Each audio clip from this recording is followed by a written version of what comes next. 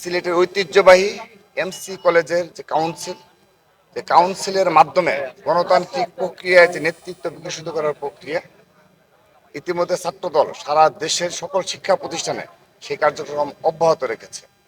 তারই ধারাবাহিক প্রক্রিয়ার অংশ হিসাবে আমরা শেষ পর্যায়ে চলে এসেছি। আমাদের প্রায় ১৬০০-র অধিক শিক্ষা প্রতিষ্ঠানের কমিটি আমরা ইতিমধ্যে সম্পন্ন করেছি, যার অধিকাংশই গণতান্ত্রিক প্রক্রিয়ায় কাউন্সিলের মাধ্যমে আমরা নতুন নেতৃত্ব নির্বাচন করেছি এবং সবগুলো শিক্ষা প্রতিষ্ঠানে আমরা রানিং স্টুডেন্টদের দিয়ে কমিটি গঠন করেছি। তো তারই ধারাবাহিকতায় আজও আমরা এই সিলেটের ঐতিহ্যবাহী এমসি কলেজের কাউন্সিলে এসেছি এবং এখানে একটি সুন্দর পরিবেশে গণতান্ত্রিক প্রক্রিয়ায় কাউন্সিল অনুষ্ঠিত হবে। ইতিমধ্যে সকল প্রস্তুতি সম্পন্ন হয়েছে এবং এটি দ্বারা বার্তা যায় যে আগামী ছাত্র রাজনীতি সত্যিকার অর্থে যে বিগত 15.5 বছর যে ধরনের ছাত্র রাজনীতি দেখে এসেছে তার পুরোপুরি বিপরীত চিত্র ইনশাআল্লাহ আগামী ছাত্রদল তার উপহার দেবে। ইতিমধ্যে সেই নীতি চালু করার যে প্রচেষ্টা সেটি আমাদের অব্যাহত থাকবে। এখনো তারা আতঙ্কিত যে এই 15.5 বছর বিগত সময়ে যে ফ্যাসিস্ট খুনি হাসিনা সহযোগী সন্ত্রাসী ছাত্র সংগঠন ছাত্রলীগের যে ছাত্র রাজনীতির নামে যে সন্ত্রাসী কার্যকলাপ দেখে এসেছে সেগুলো আবার চালু হয় কিনা, কিংবা সেই ধরনের সামান্য নমুনা ছাত্র রাজনীতির নামে কোনো সন্ত্রাসীরা চালু করে কিনা, অবশ্যই তারা এখনো তাদের মধ্যে সেই আতঙ্ক রয়েছে এবং ট্রমা কাজ করছে। আমরা তাদের এই আবেগ অনুভূতিকে সম্মান জানাই।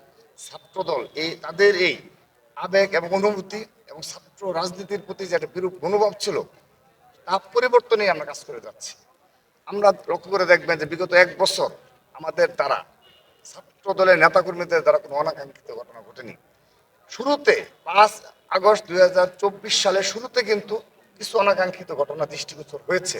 আমরা তাৎক্ষণিকভাবে কঠোর হস্তে তা দমন করেছি এবং সারা দেশে যে শিক্ষা প্রতিষ্ঠানে হোক না কেন সেখানে যদি সামান্যতম অনাকাঙ্ক্ষিত কোনো ঘটনা ঘটে থাকে আমরা এমন কঠোর ব্যবস্থা নিয়েছি যে পুরো বাংলাদেশে তার পরবর্তীতে কিন্তু সেই ধরনের পুনরাবৃত্তি ঘটেনি।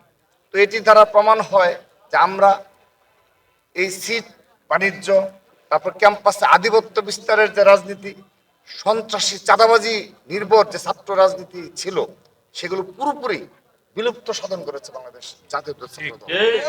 দীর্ঘদিন লড়াই সংগ্রাম করেছে এবং তার পরিণতি ঘটেছে জুলাই আগস্টে গণ অভ্যুত্থানে রক্তাক্ত ইতিহাসের মাধ্যমে, যেখানে ছাত্র জনতা সত্যিকার অর্থেই পুরো বাংলাদেশে সাধারণ শিক্ষার্থীরা নেতৃত্ব দিয়েছে।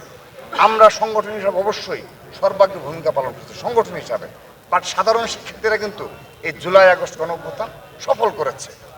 এখন স্বাভাবিকভাবেই যেহেতু খুনি হাসিনা পালিয়ে গেছে এবং ছাত্রলীগের সন্ত্রাসীরা তারাও কিন্তু পালিয়ে রয়েছে,